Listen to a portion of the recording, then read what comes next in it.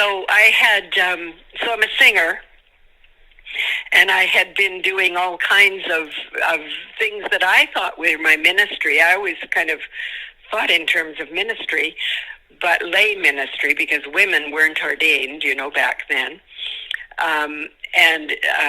So I was in church. I was in the choir on a Sunday morning.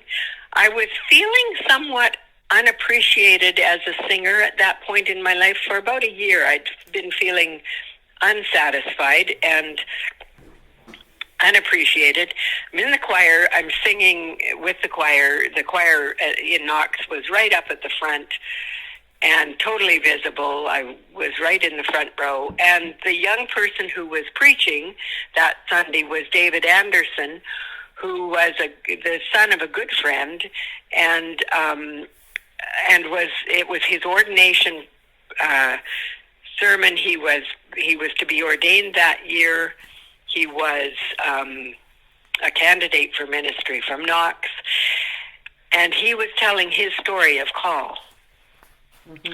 And as I listened to him, and just was registering his story, I felt, I have to do this. Mm. God is calling me into this. I have to go to VST. That was the piece of it, that I have to go to VST and do this preparation. And the tears were streaming down my cheeks, right in front of everyone. Nobody was focused on me, I'm sure, but I felt like very obvious. And I thought it was impossible, and I knew I couldn't say no. It didn't even occur to me that it was possible to say no. So that afternoon, I phoned I'd been doing some stuff with L.A. Bradley, who was, I think at that point he was still teaching at VST, and was doing Bible stuff and lay leadership. And I told him my experience, and he said, "Well, it sounds to me like you've been zapped, kid." And I phoned David Anderson and told him what had experienced, and he said, "It sounds like the Holy Spirit to me."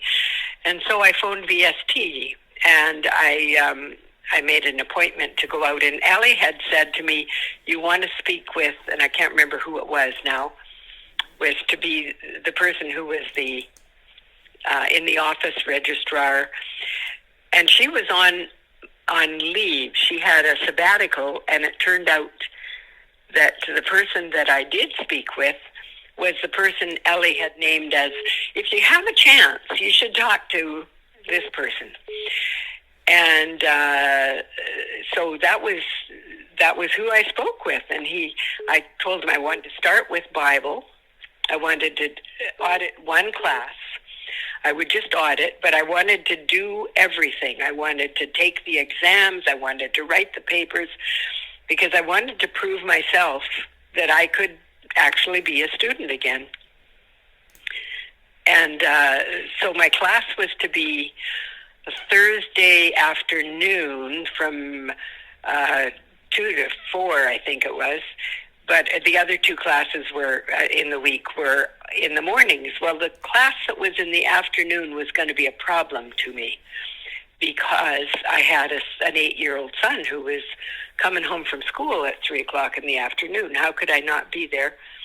But I had both my daughters in university then, so it was a bit longer than I'd said before. It was maybe 19 or 20 years. So I asked my second daughter that night at dinner, I said, "Deb, would you have a friend who could be at our house at 3 o'clock in the afternoon and receive a phone call from Rob if he calls to say he wants to go to a friend's house, or receive him home if he's, if he comes home, and I won't be there until 3 o'clock." And she said, until after 3 o'clock. She said, "Mom, I could do that.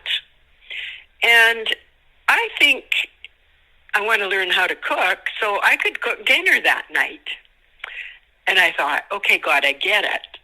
Because it was just all fitting into place so well, So, Yes.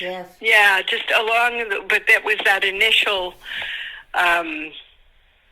call with when David was preaching. That is kind of the moment I call my call moment. But God calls us over and over and over again all the time, and we just don't always hear it. Mm-hmm.